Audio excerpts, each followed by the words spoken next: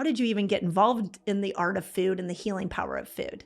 Yeah, for me, I mean, my why, it all comes back to my mom. And, I didn't go to medical school. I'm not a medical, I never misrepresent myself. I think that's the most important thing here. It's that I've always been incredibly transparent and honest, and I aspire to always be that way about my intentions and how I landed here.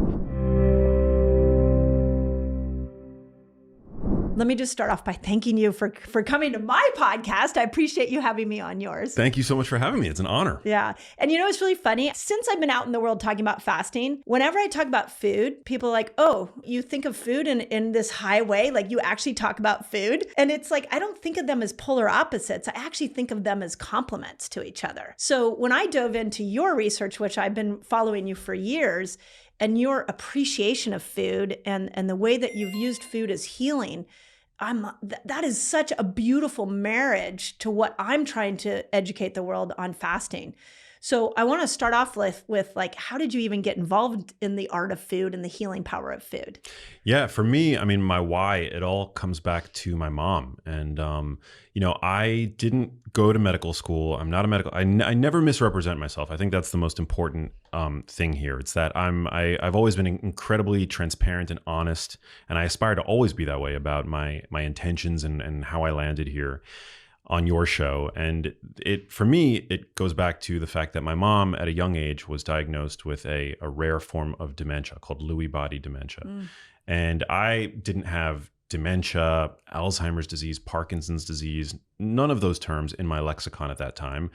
I had always been interested in fitness and nutrition and supplementation from more of a body composition standpoint.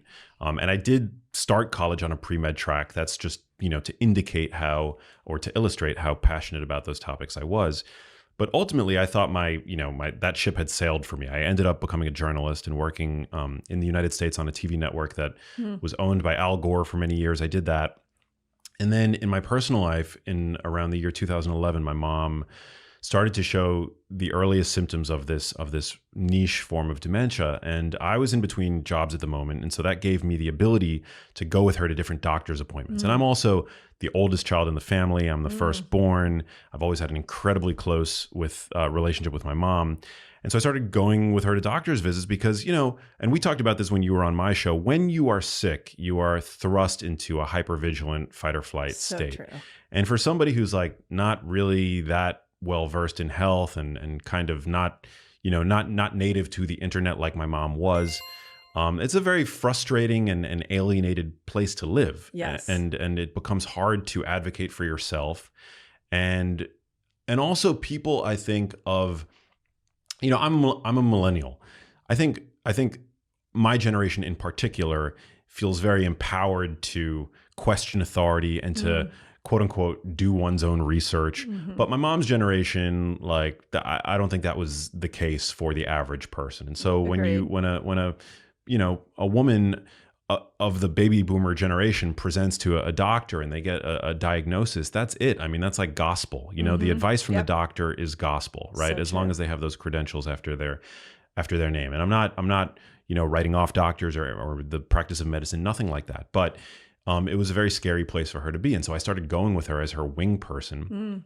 And we went from doctor's visit to doctor's visit, really not getting any clear sense of a diagnosis. And we actually had to take a trip to the Cleveland Clinic. And that was where for the first time she was prescribed drugs for both Parkinson's disease and Alzheimer's disease. Oh, wow. And that was an incredibly traumatic week for me. It was the first time in my life I'd ever had a panic attack. And her health continued to decline over the years. And she passed away in 2018. But seeing how unwell she was and really experiencing true sickness. I mean, to me, there's no greater motivating force in the world to try to understand everything you possibly can about the diet and lifestyle factors that might have predisposed her to that.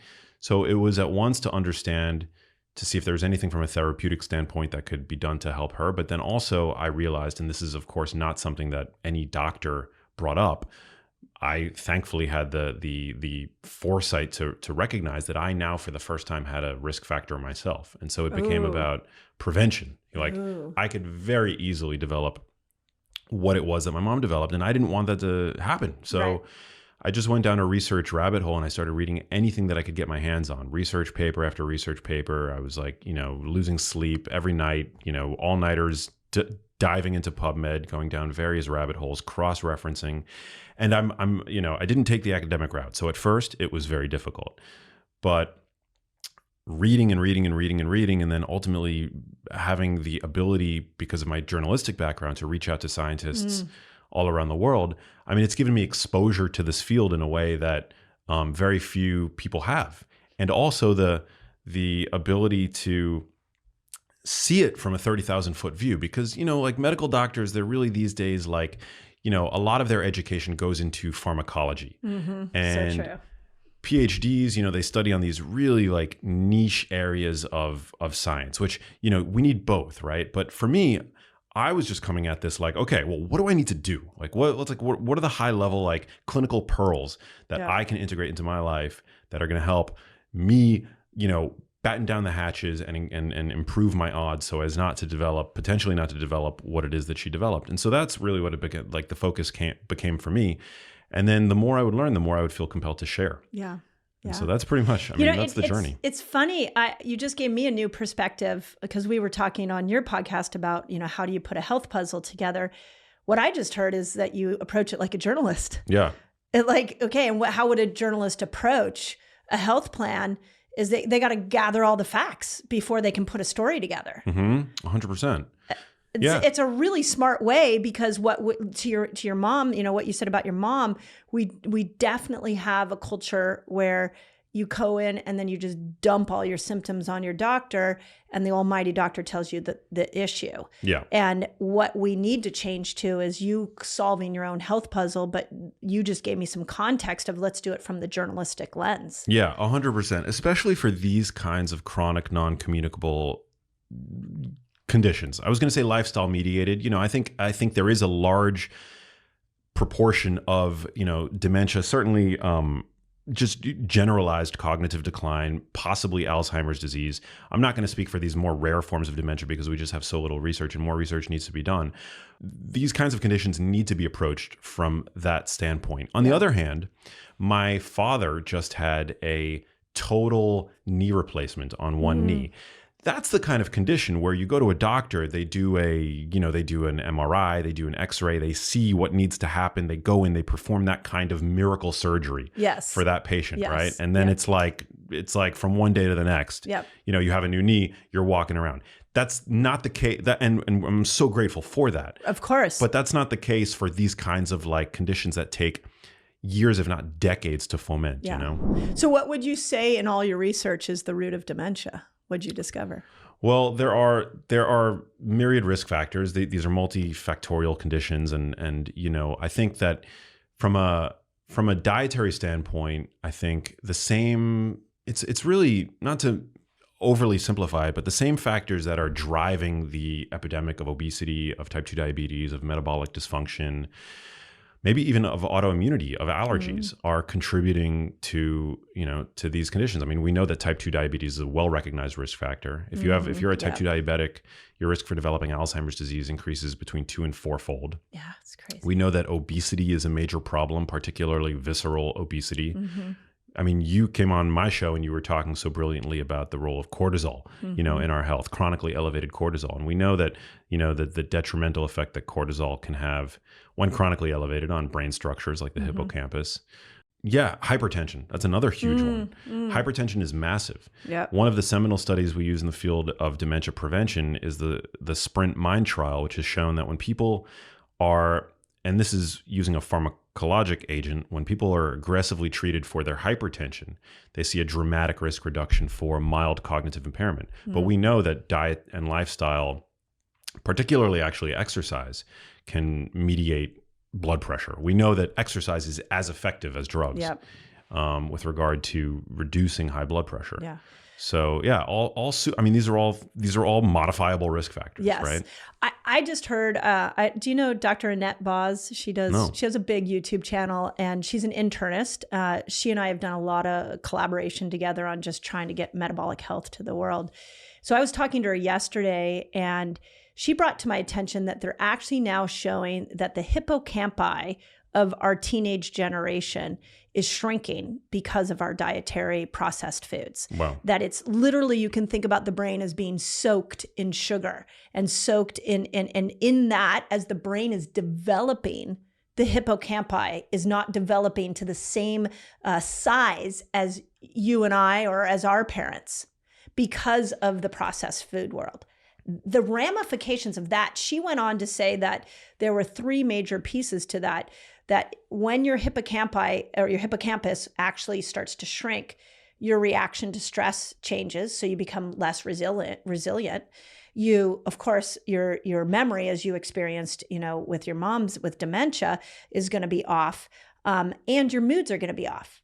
So when we look at the extent in which bad food has on our brain health, whether you're 16 or you're 65, to me, this is what has to end. This has to stop. We have to change that. And so I'm curious, as you started to create a new food plan for your mom, what were some of the hallmarks? And then, what did you see in her ability to communicate with you all?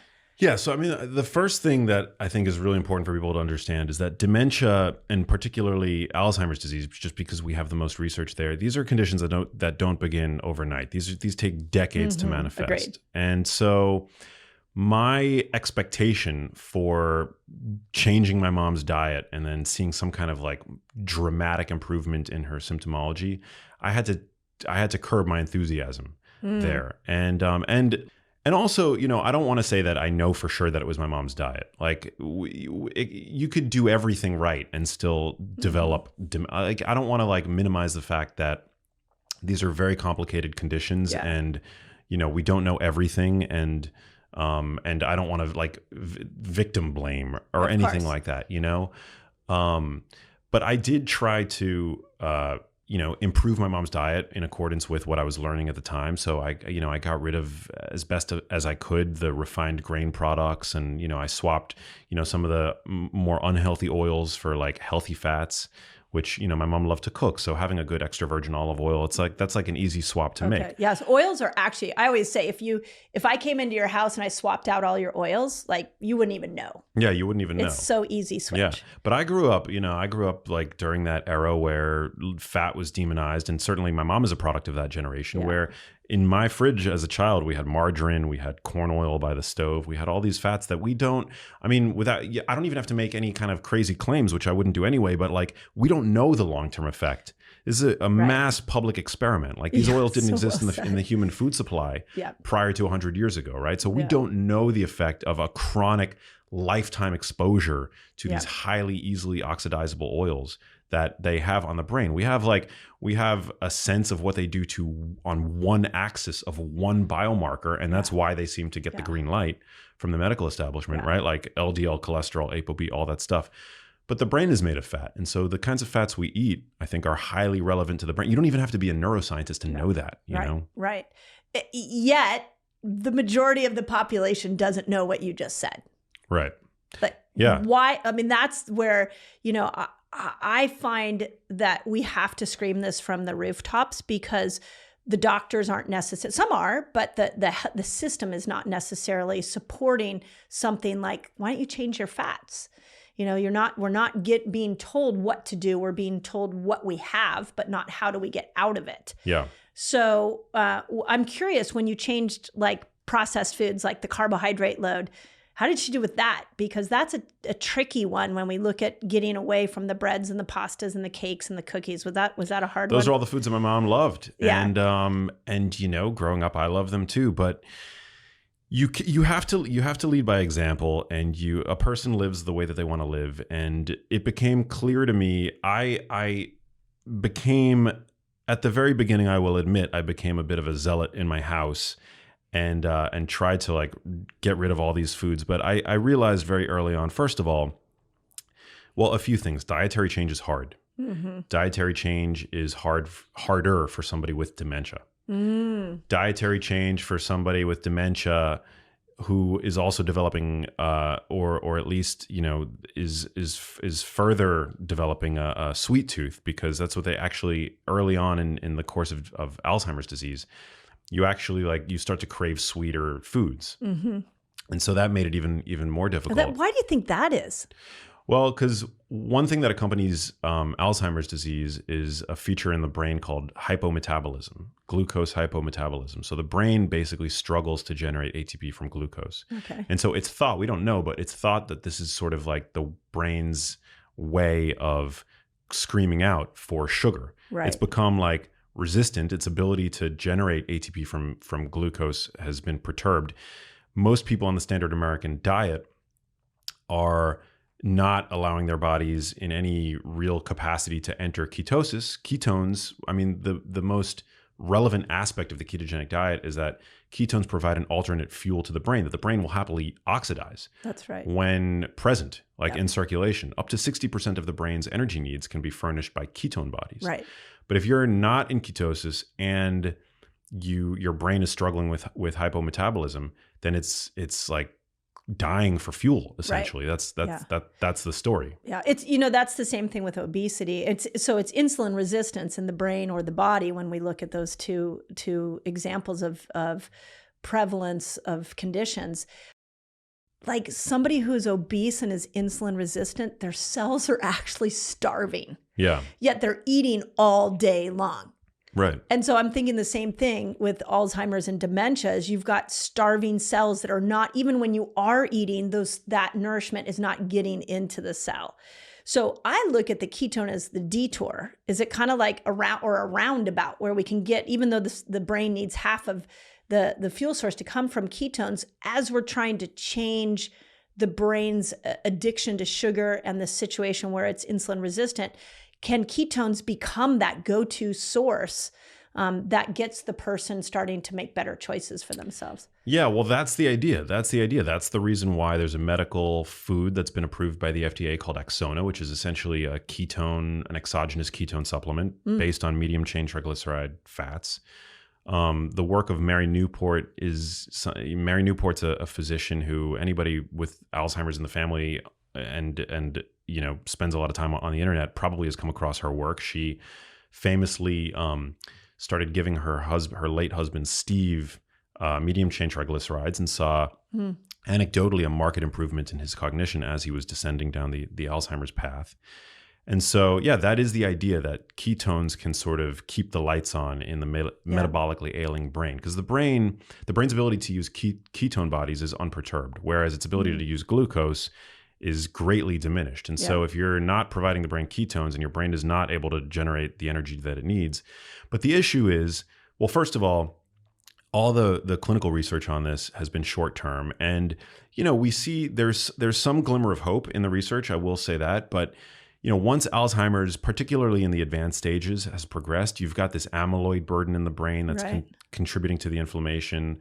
There's the rampant oxidative stress. There are all these like factors that like layer one on top of another that just make it, it's a really difficult, like, it's not a cure, But I think particularly early on in the course, there is a glimmer of hope that ketones can help, which then, supports the mechanism, like the understanding of like where Alzheimer's disease comes from. And so the latest sort of or more progressive thinking about it, outside of the predominant amyloid hypothesis that has guided pharmaceutical inquiry for the condition for the past couple of decades, it's that it's a condition that's largely metabolic in origin, which I think checks out with so many aspects, with so many other of the kinds of conditions that we see now burdening modern society. Do you think that's accepted right now?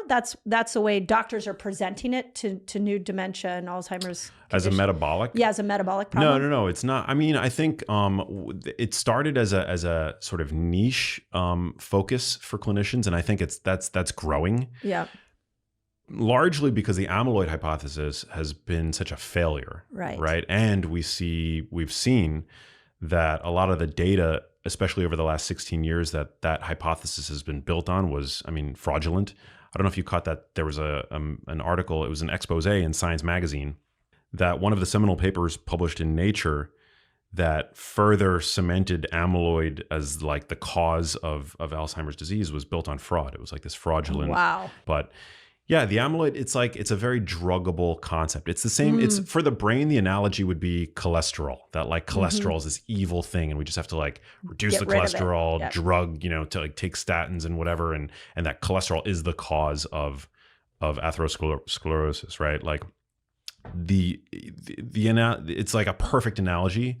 This amyloid hypothesis, it's a druggable, it's a boogeyman that we can target and say, amyloid is the cause, and we can create a drug. We can create like these monoclonal antibodies that can reduce amyloid. But the problem is that what seems to be the case is that amyloid is there. It's at the scene of the crime. We see these plaques in the brains of cadavers that have died from Alzheimer's disease. But what's the question that has always needed to be asked first is what's causing it to be there? Right. And so maybe it's the hypometabolism. Maybe it's inflammation wrought by chronically high blood pressure and like, like little micro strokes that occur in the vasculature that supplies energy to the brain. There's all these other, maybe it's like viral. Right. There's work being done out of Rudy Tanzi's lab at Harvard that, shows that at least in vitro, amyloid aggregates around the herpes virus. When you expose the herpes virus to, to the brain's immune cells, that they start to upregulate production of this like amyloid precursor protein. So yeah, there's all these questions, but I think because of the abject failure that has been this amyloid hypothesis, researchers have rightfully looked to ask what's causing the amyloid, and so this metabolic theory, some have called it type 3 diabetes. Right. Yeah. That's been sort of like the new growing kind of like cadre of scientists that are now like looking at that, which I think is very hopeful. Yeah. Okay, have you been watching my videos and you're like, I don't know how to put this stuff all together? You might need my fasting lifestyle free course. I'll teach you exactly how to do it. Just click on the link above, it'll take it to you, and it's absolutely free. My gift to you. And what also is surprising, well, or not, is that it happens to women more than men. Yeah. Did you find anything along your path as to why that is? Well, as you know, I mean, estrogen seems to be protective, and then in the post-menopause setting, it's like the rug gets pulled out from beneath your feet, essentially, and so that change seems to be problematic from the standpoint of the brain. Was your mom on HRT? She was not. No, she was actually always afraid of that. Yeah, well, I don't know much about HRT. Well, this is like hot topic news that just came out in the last like week or two. The New York Times put out a huge article saying that menopausal women are really struggling mentally right now. And they believe a lot of it is because of the study that came out showing that HRT actually made you more prevalent for breast cancer and ovarian cancer. But now, to your point on like how we're revisiting Alzheimer's and dementia, we're unpacking that study and we're seeing, wait a second, that was oral. That was an oral take HRT. But if we put a patch on, now we have a different response when we look at the patch. And then they're also looking at the sample size and saying, wait, we did this on women who were well into their menopausal years looking at this. But if we catch women usually in that transitional year between where they go from having a period to no period, or we catch them recently into menopause using HRT as a tool, the outcomes are much different.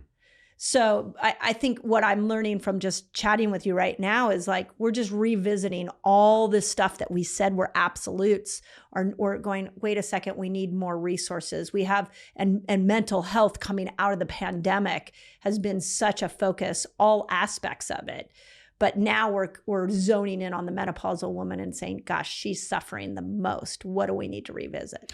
Yeah, it's interesting. And I don't know if this connection has been made to dementia yet, but I was recently looking at obesity statistics in this country. I think around the time when that physician made the claim that obesity was largely genetic, because our genes haven't changed over the past 50 years, but obesity has nonetheless tripled. Yeah. So that argument that obesity is genetic, to me, just doesn't hold any water. But what was interesting, and if I recall correctly, I believe this is the case, that earlier on in life, men are at higher risk of obesity, but later in life, you see a lot more obesity in women. Mm-hmm.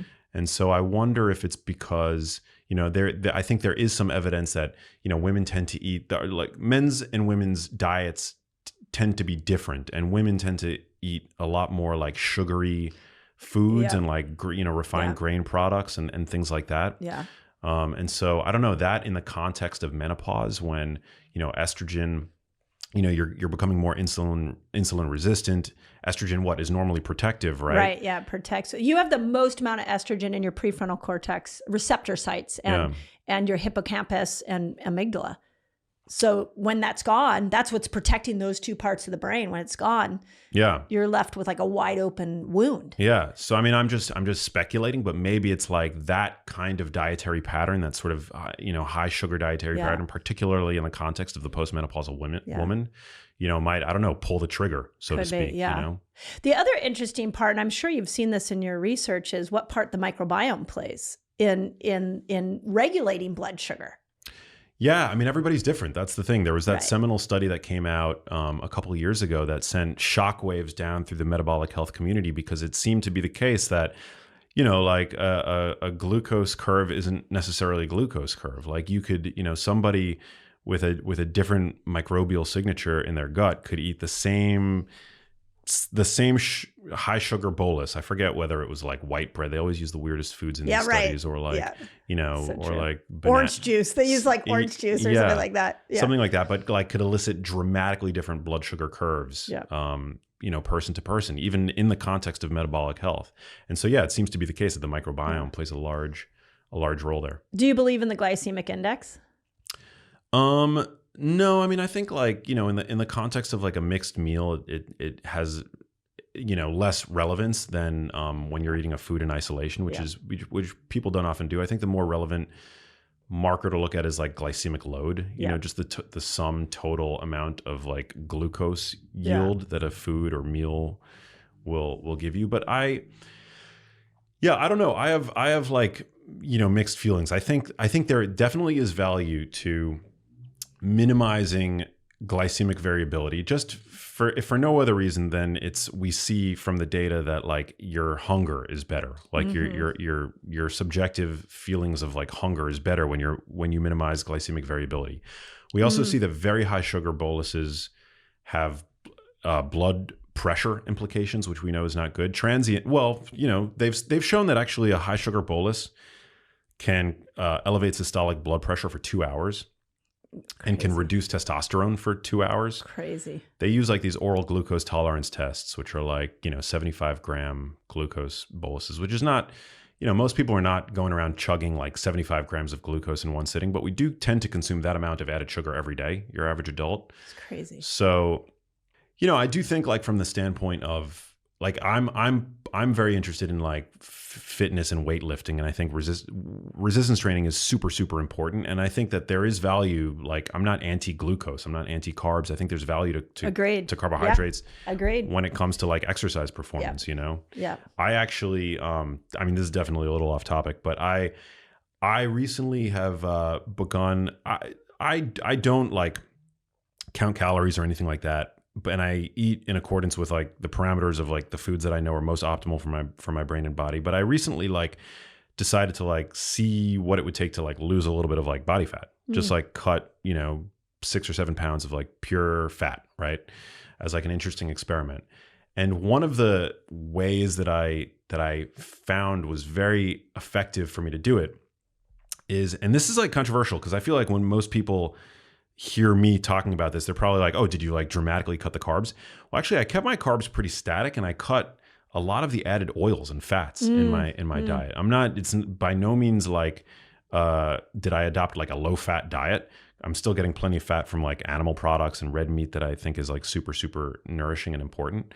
But the thing about fat that's really interesting, and I'm speaking like temporarily for like a brief little like, and in the bodybuilding fitness world, like we call this a cut. So this is like not like meant to necessarily be long term, but like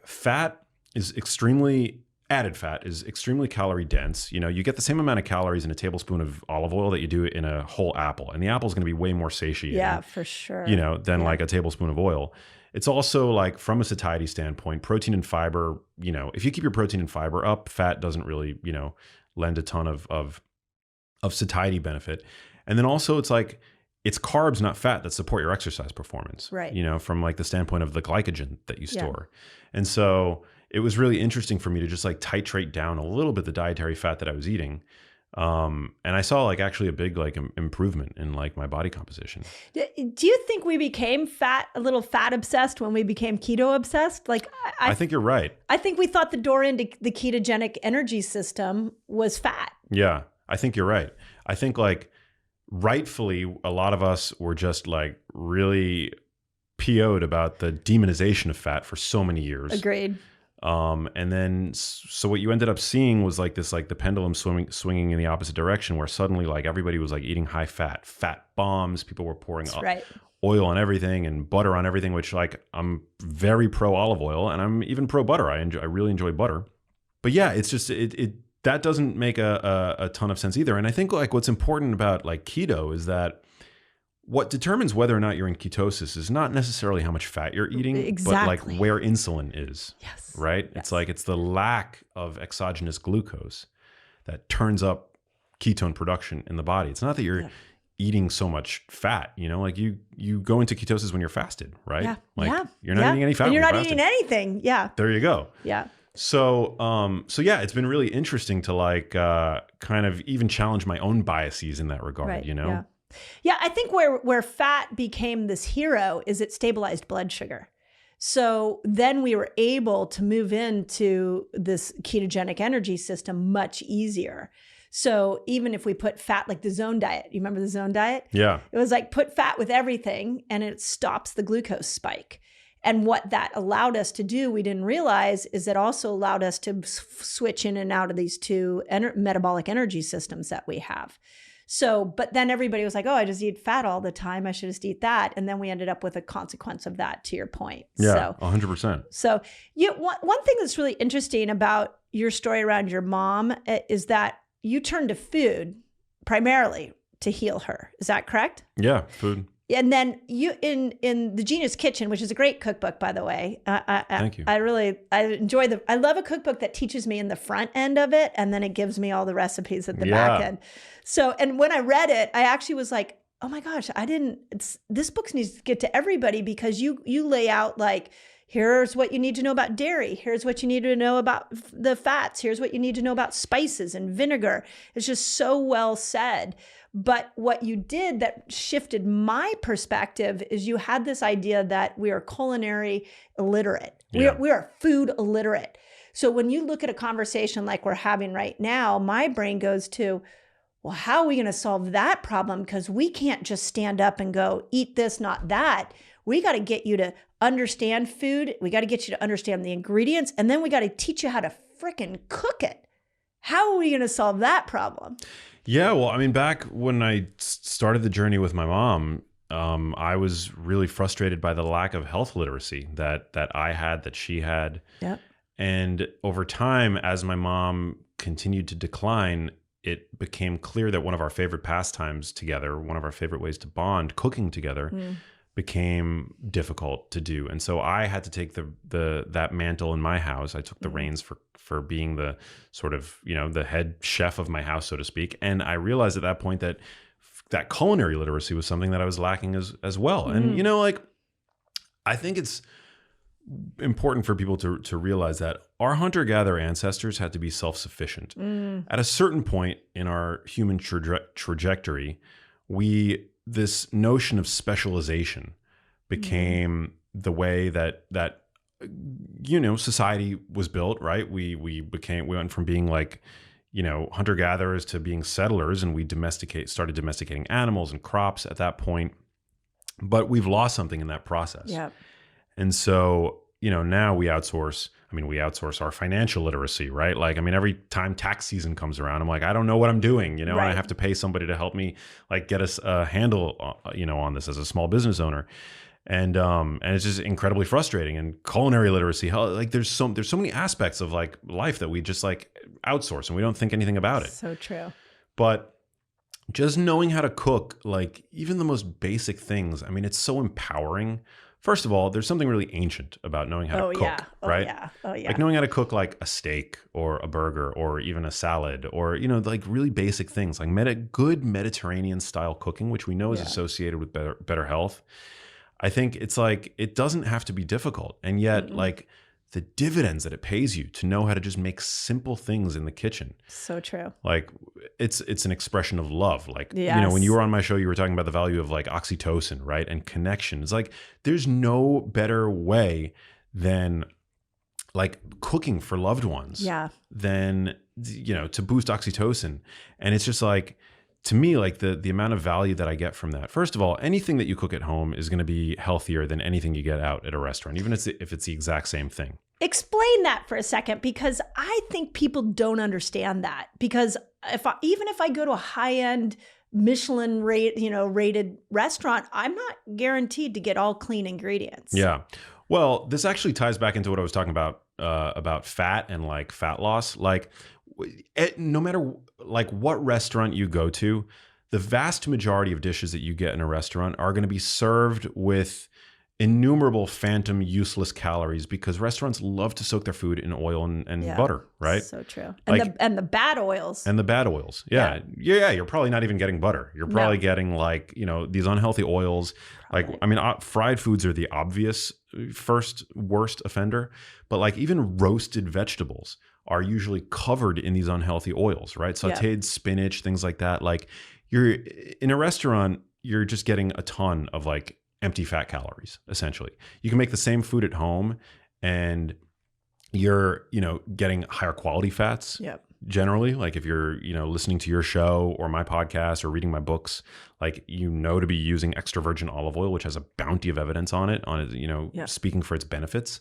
You're going to get, you have like greater control over the food quality, like eating out in restaurants, it's all going to be farmed salmon, factory farmed meat for the most part, you can have a little bit of control, like, and now it's easier and cheaper to get high quality meat. Like, I know even Walmart now has like grass-fed beef. Right, it's People getting send me there. photos. I was at Target the other day. Target, I was just going to say you could find like lean, grass-fed, grass-finished ground beef, organic too. Like, it was amazing. Yeah.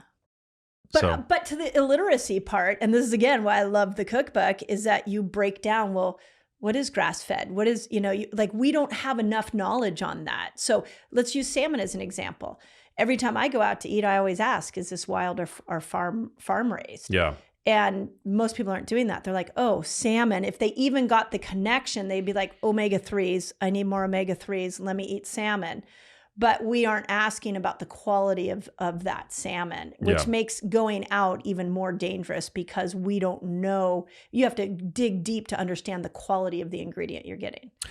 Yeah. I mean, restaurants the margins are paper thin at restaurants. So they cut corners and they use, the quality's not amazing. But I eat out. So I don't want to pretend as do I. Full transparency. Yeah. But I like my kitchen the best. Yeah, 100%. So that's kind of like a rule that I have for myself, that maybe this is useful for your audience. Like, I take the pressure off and to not drive myself crazy and to enjoy life, right? Like, because it has to be enjoyable. Like, agreed. I don't really, I try to like go, when I'm in restaurants, I'll do the grilled meats and things like that. But when the foods that I bring into my kitchen, like, generally I have like rules about that. Like, I want my beef to be grass-fed, grass-finished. I want the salmon or whatever fish to be wild.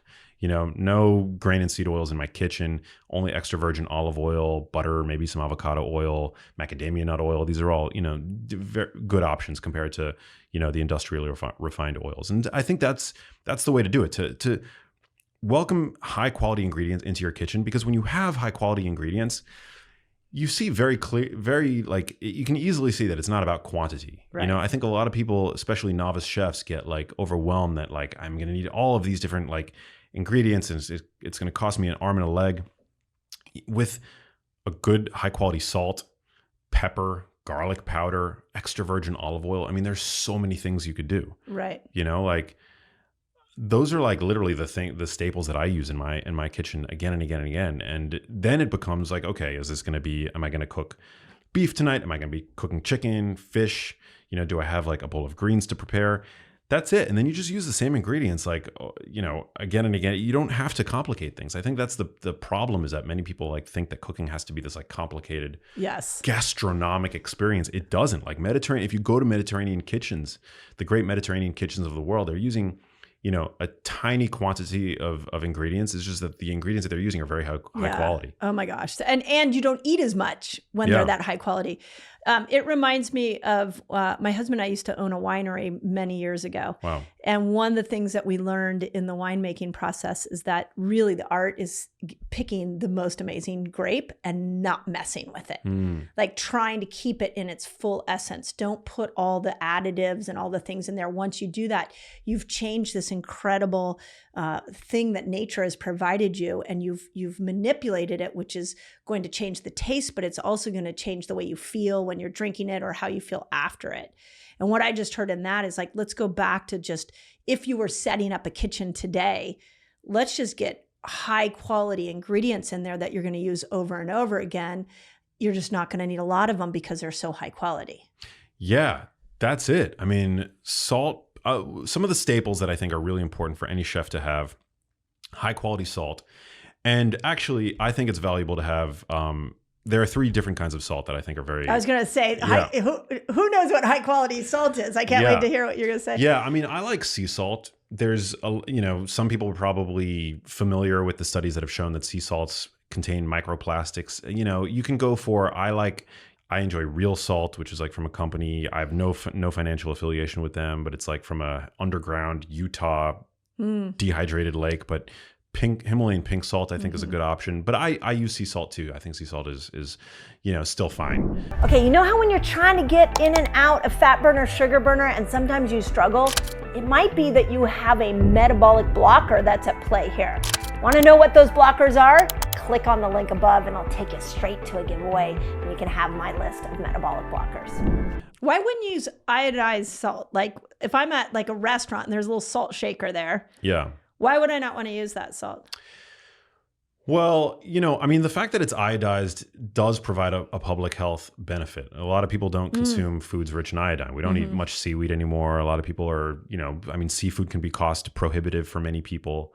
So iodine is really important, and we don't want to, foster iodine or encourage iodine deficiency. But iodized salt tends to have a bunch of like anti-caking agents in it, dextrose, things in it that generally like I don't want to, use in my house. It's like it's just too processed, right? I would rather eat foods that are high in iodine than rely on some kind of like industrially produced thing. But that's not to say that like using a little bit here and there is bad, or that like it hasn't been a net positive for society. Like it probably has been. But I like in my house, I want to use like a higher quality salt, and the salts that I really like to use, you're not going to find them iodized. Like I love having a good flake salt on hand, like Maldon, which is a brand, but you can find it anywhere. Zero financial affiliation. All the great, to me, like you can't have a steak without Maldon salt. It's like that crunchy finishing salt that you throw on. And that's the whole point of it. It's a finishing salt. You don't use it to cook with. It's hard to measure because the granules are so large and, inconsistently shaped. That's part of the appeal from a finishing standpoint. Yeah. Coarse salt and then fine salt. Those are the 2 other salts. So I didn't check your kitchen out when we came in, but I'm thinking you had a variety of salts going on down there. Yeah, I've got a variety of salts. Yeah, it's generally a texture thing. Like fine salt is the easiest to measure. So you use that in recipes, right? Coarse salt, also known as kosher salt, is generally the best kind of salt to use to salt meat with, to salt like a steak with. It's easy to basically create like an even distribution on the surface of meats with. Yeah. And then flake salt is like your finishing salt. Yeah. Ideally, you want to have all 3 in your kitchen. Salt is not expensive. No. And it changes the whole taste. So it's dramatic. Yeah. That finishing salt is actually one of the least expensive ways to really up-level your cooking, because it just like makes anything that you use it on, whether it's eggs or steak or fish or even like salad, it just like up levels like the quality, like the sensory perception, the taste, everything, and it's relatively inexpensive. Where do spices, because you also have a whole section on spices in there, and when we look at going back to the microbiome conversation and just putting this in the context of helping metabolic health that contributes to all these diseases, spices are a prebiotic. Yeah, they are. They're potent. Spices they're some of the most concentrated source of polyphenol compounds. You find them like very concentrated in spices. Polyphenols and these so-called plants defense compounds that actually to us provide a hormetic benefit, they tend to have strong flavors. They tend to be bitter. And they're bitter because, they're meant to ward off critters, like smaller, prey from gnawing at the leaves of these plants, that generate these compounds. But from a culinary standpoint, we enjoy that, right? It adds these very unique flavors, and that's why a little goes a long way with regard to spices. Yeah. And so whether it's oregano, turmeric, garlic, like they're rich in bioactive compounds. And the vast majority of these compounds, in fact, haven't even been studied. We just know that they're beneficial. True. It's so true. Yeah. We know that they're beneficial. People that eat spicier food tend to have reduced risk of early mortality. We just know that there's all kinds of bioactive compounds. There's a lot of research on turmeric and how beneficial that is, partly because of the curcumin that it contains, which is anti-inflammatory. We know ginger is beneficial. We know garlic is beneficial. But, it's like some researcher or some group somewhere has been able to find the money to study these unique compounds. But that's not to say that one is healthier than the other. It's just that, that's where the research goes. So in general, variety is key. Like it's you can do a lot with a small handful of spices, but generally like spices in general are very beneficial, whether it's like, cinnamon or cardamom. They are all bioactive and all probably have benefit to some degree, antioxidant and otherwise. The other interesting thing I thought is that you put in there about vinegar. And I was like, oh, nobody talks about vinegar. Like, there's a whole world of vinegar to understand, just like to understand oil. Where do you use? I only think of vinegar when I think of a salad dressing. I make my own salad dressings. Yeah, no, vinegar is amazing. I love like all kinds of, it's one of my favorite flavors. So I had to pay homage to it in the book. Balsamic vinegar is great. It's made from grapes. It's it's got a little more sugar in it, but I don't mind. I think that there's benefits to the polyphenols that you get in balsamic vinegar that you won't find elsewhere. Apple cider vinegar is great. White vinegar is useful. Generally, you can use it in salad dressings. You can also use vinegar and extra virgin olive oil as a topping for a steak. It's like a Tuscany method of like eating steak. A little bit of balsamic vinegar, a little bit of olive oil. Goes great to top a ribeye with. Yeah. Or even like a leaner, you probably want to use that with like a leaner steak too. The olive oil adds like a really nice, like unctuous flavor.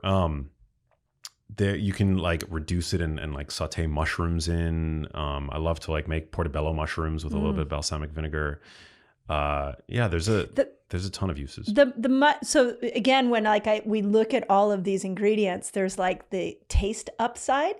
And then there's the health upside. Yeah. So when I look at we talked about sodium on your podcast and the need for adding in sodium and what it can do just for overall, health and muscles specifically. When we look at the spice, we know we've got to feed these microbiomes. So how are we doing it? Like most of the world has this monoculture of microbes that are adversely affecting them. Then we come over and we look at vinegar, even though everything you're saying is like, oh, incredible taste and how great that's going to be on top of a steak. But we know things like apple cider vinegar are great for regulating blood sugar. Yeah. And then we come over to the mushroom discussion. So this is my newest fascination because did you see Fantastic Fungi? Yeah, so good. It's so good. And the visuals are so good. But what I think of when I'm eating mushrooms is that especially if it's a good high quality, like a lion's mane mushroom, we cook a lot with that, is that it's actually going into the brain and creating neurogenesis. Yeah. There was a new study. I think it might have been in mice, but I saw it pop up recently that, just further supporting lion's mane as a neuroprotective compound, able to boost like nerve growth factor and things like that. I love lion's mane. It has the texture. If people haven't tried fresh lion, you can get it as a supplement, But if you haven't tried it as a fresh food, it's so good. I mean, a lot of farmers markets now you can find it.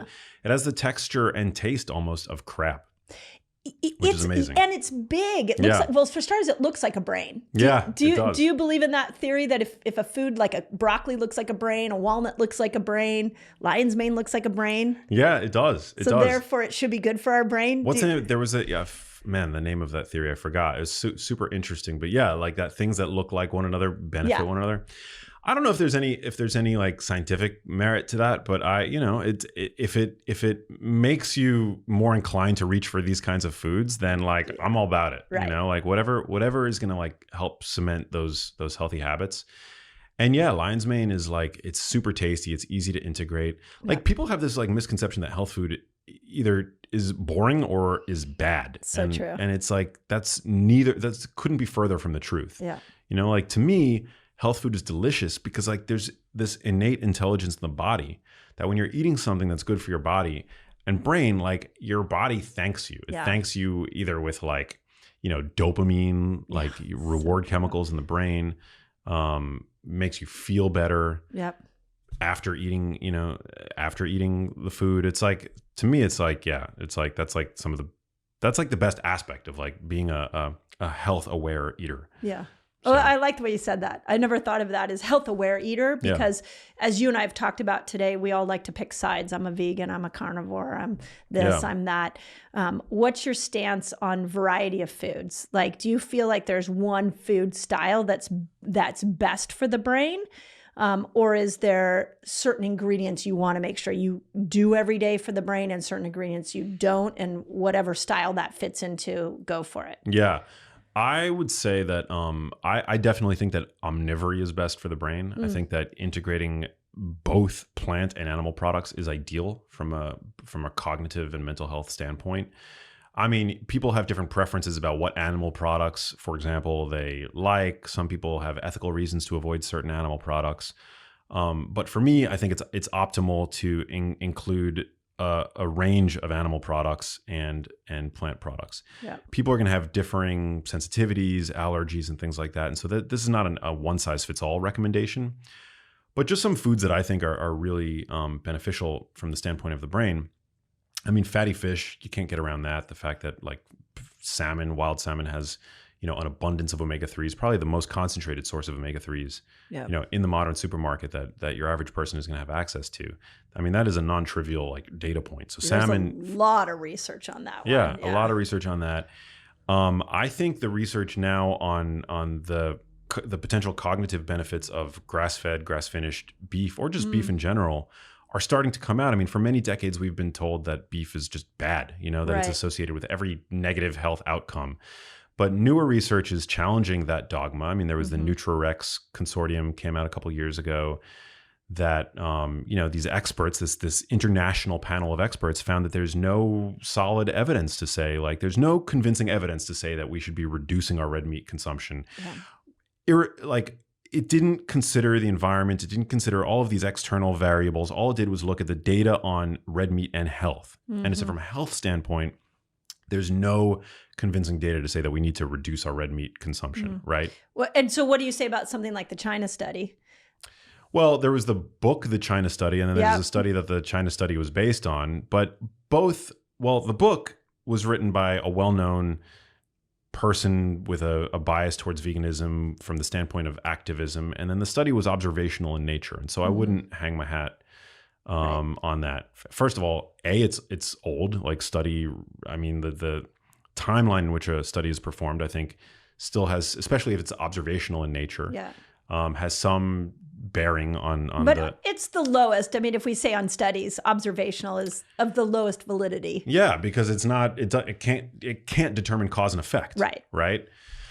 So there's that, and we have lots of other. I mean, if there's anything that like nutrition research has shown us, is that like there's the controversy tends to stem from the fact that all of these studies are equivocal. You can find a study to validate any perspective that you want to have. You can find studies that link red meat to cancer and heart disease. You can find studies that show that there's no consistent relationship that red meat has with heart disease or cancer, right? And so how do you make sense of that? Well, you defer to reason. Right. You know, these are the kinds of foods that are, you know, they're not the identical kinds of foods that our ancestors ate, but they're as close as we can reasonably get in the context of the standard food environment to the kind of diet our ancestors likely consumed during the vast majority of our evolution prior to the appearance of, you know, all of the kinds of chronic non-communicable conditions that people are now struggling from.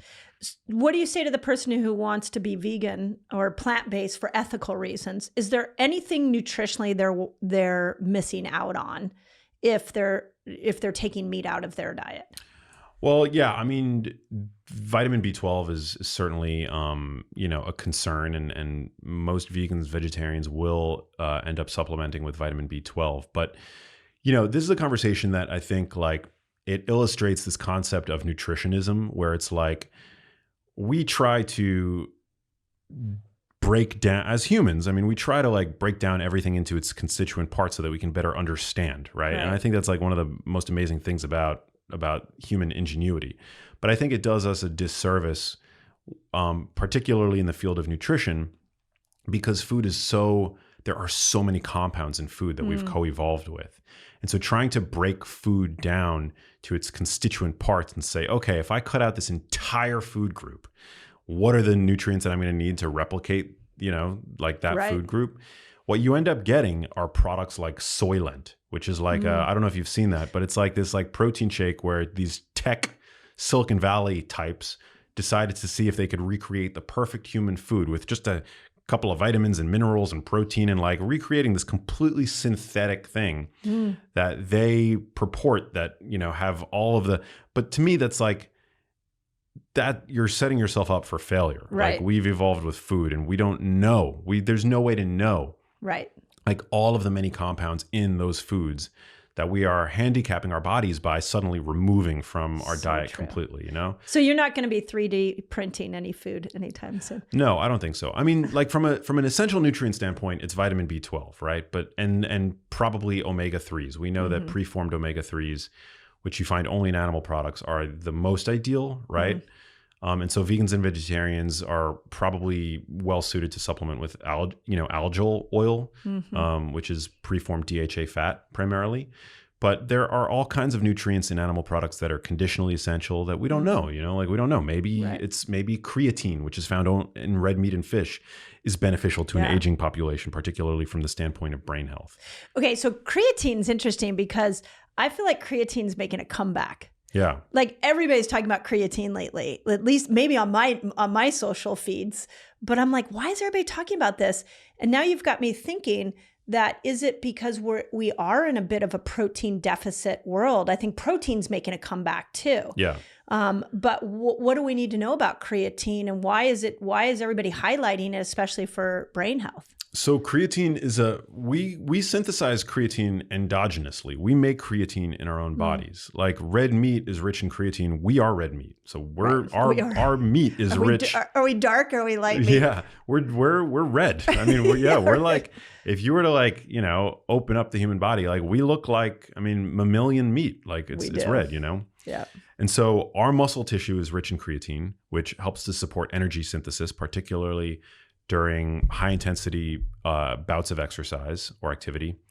But creatine is also a really important nutrient in the brain, where it supports brain energy metabolism. And we see that people who are on vegan and vegetarian diets from, you know, granted, there's not a ton of research on this.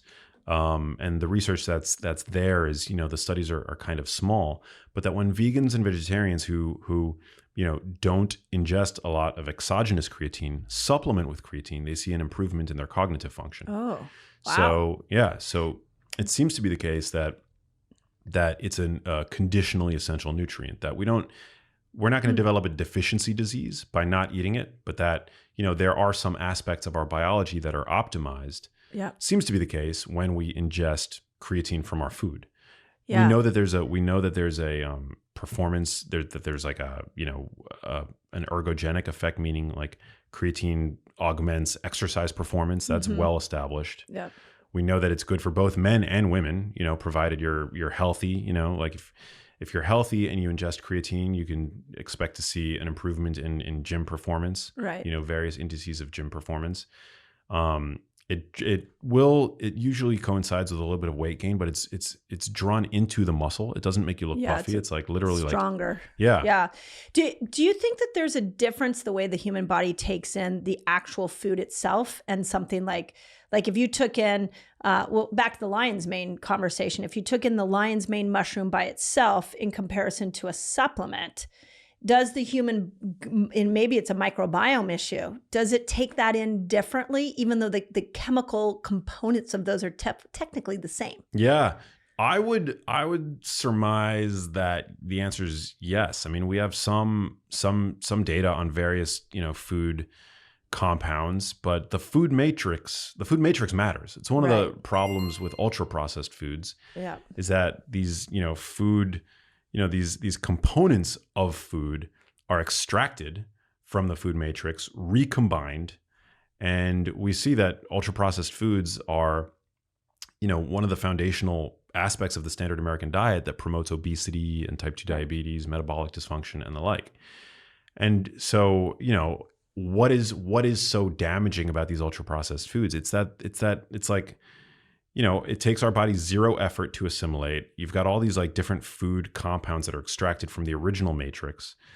And, in that food matrix, you get good stuff. You get fiber, you get water, like hydration. Yeah.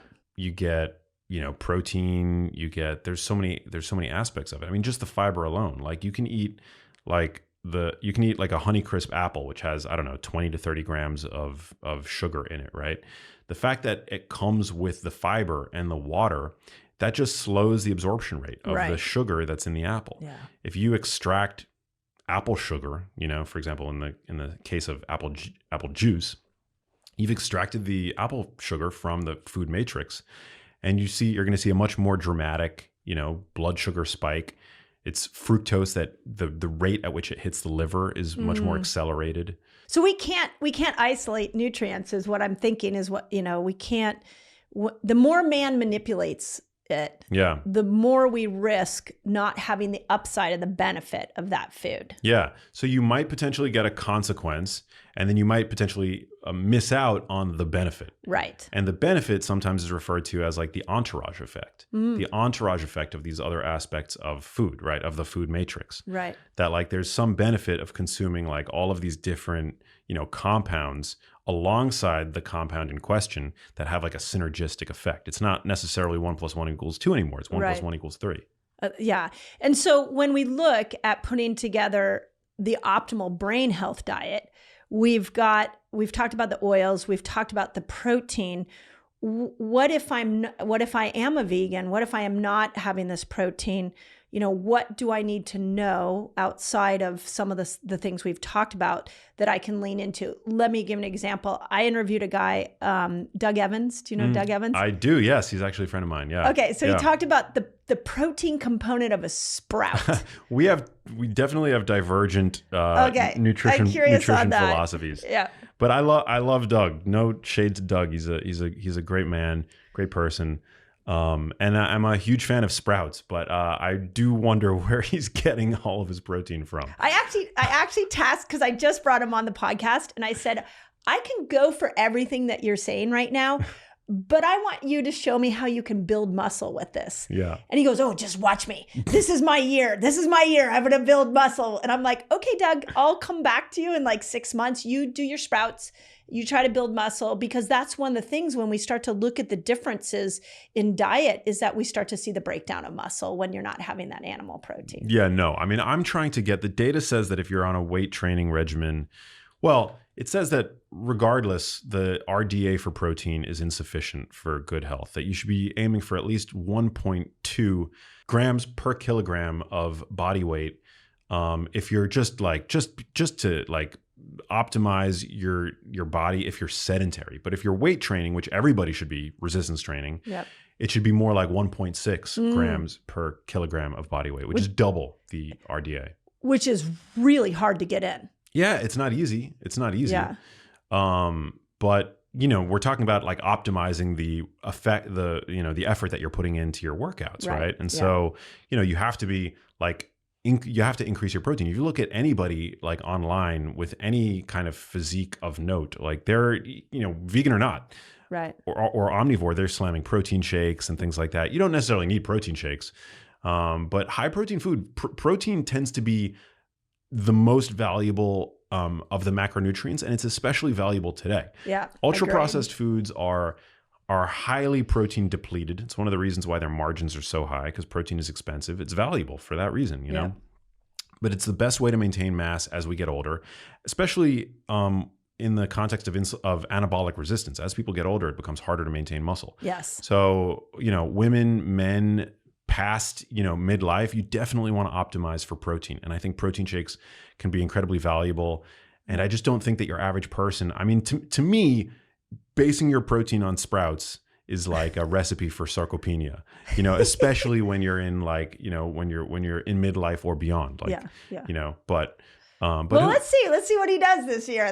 I'm like, great, Doug, let's go. I'll give him the benefit of the doubt, and I love him as a person, and he's very smart. Man. Yeah. And I love sprouts, and I had him on the podcast, on my podcast recently. Yeah. So amazing. Yeah. So if somebody, we talked about a lot. So if somebody wants to like dive into really understanding food and how it relates to brain health, you got a lot of resources. You got a lot of books. You've got a lot of social media channels. Where's the door in understanding what you're teaching the world? Great question. I think a great door in would be my cookbook, Genius Kitchen, which is both a cookbook and a resource for people to understand the sort of top level clinical pearls as far as like my recommendations go.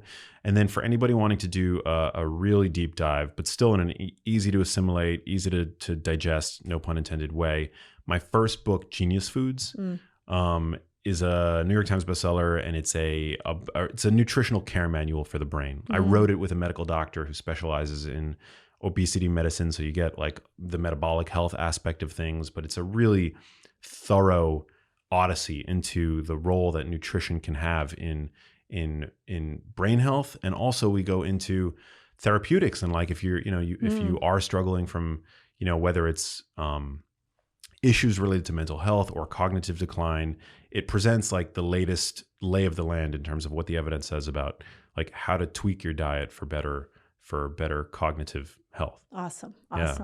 Okay, I'm going to finish up on my question that we ask every guest. Every year I theme my podcast. So this is actually our fourth season. And what I really wanted to emphasize this year was this idea of self-love and us all really accentuating our strengths. So my question to you is twofold.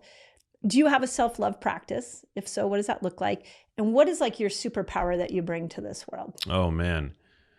My self-love practice, I would say, I love going to the gym. Not everybody loves going to the gym. I love going to the gym. And, even if it's a 20-minute workout, I know it's better than no workout. And I just love to have that like me time.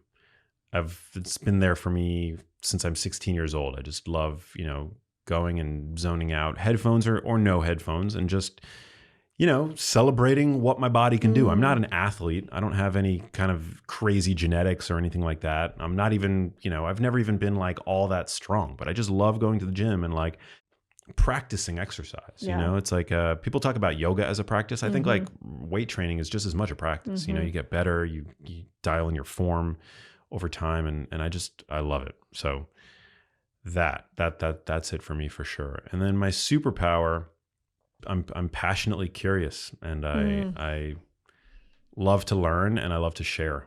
And so, as I learn, I've been lucky to be able to, know how to present information, and that's a skill that I've honed over time. But I feel grateful to anybody that listens and pays attention to my work, and